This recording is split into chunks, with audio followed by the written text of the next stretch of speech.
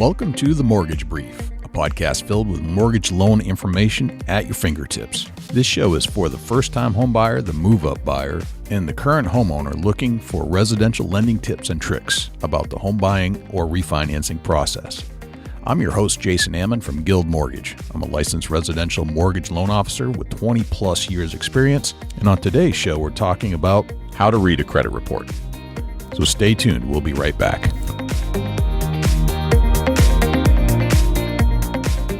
When applying for a home loan, your credit score and the financial information on your credit report can determine the terms of your loan and ultimately whether you're approved. Because mistakes on your credit report could lower your credit score, reviewing your credit reports for accuracy is essential. By learning how to read a credit report, you'll be better prepared to identify red flags that you can potentially correct before buying a home. What's a credit report?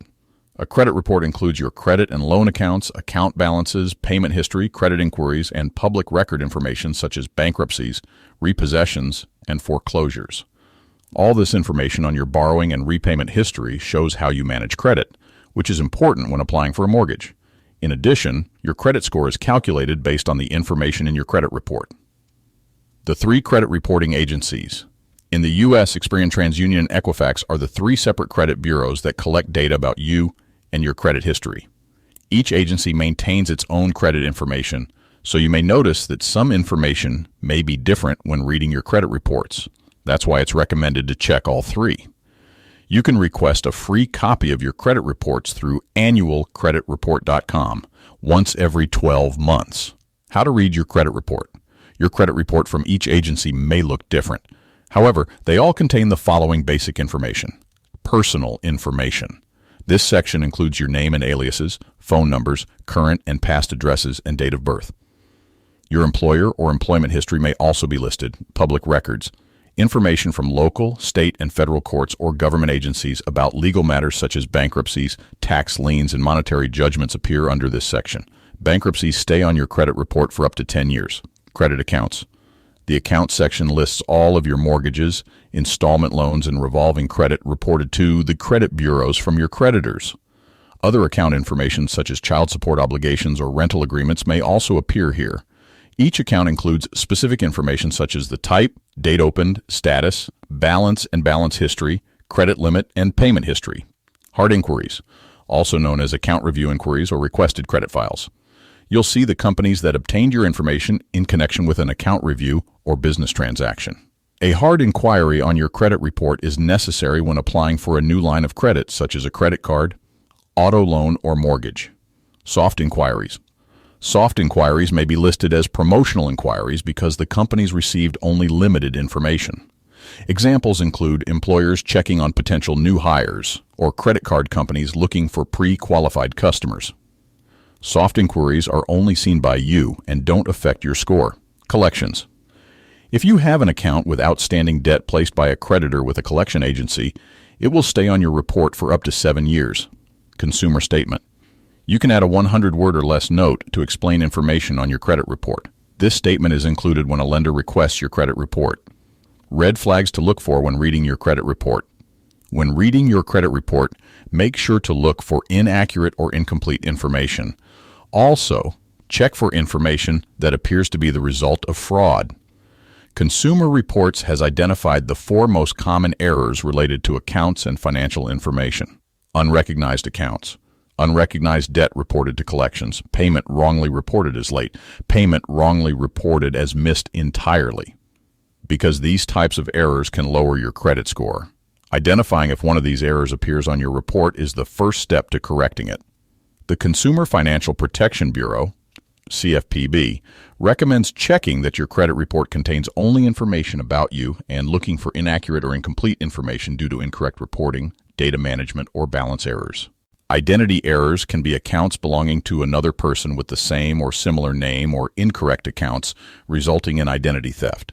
Incorrect reporting of account status may include closed accounts reported as open, accounts incorrectly reported as late or delinquent and the same debt listed more than once. Data management errors can include the reinsertion of incorrect information after it was corrected or accounts that appear multiple times. Balance errors can include accounts with an incorrect current balance or credit limit. Steps to fix incorrect information on your credit report. According to a Federal Trade Commission study, 1 in 5 people had an error on at least one of their 3 major credit reports. Errors like these may reduce your credit score unnecessarily and lead to less favorable loan terms. The bottom line, mistakes on your credit report can cost you money. The good news is that you have the right to dispute incomplete or inaccurate information. Once you do, the agency must investigate unless your dispute is frivolous. If you find fraud or false information when reading your credit report, there are 5 steps to dispute an error. 1. Get a free copy of your credit reports. 2. Once logged into your credit report online, directions about reporting inaccurate information will appear within the report. 3. You can contact the credit bureaus online, by mail, or by phone. CFPB recommends explaining in writing what you think is wrong and why.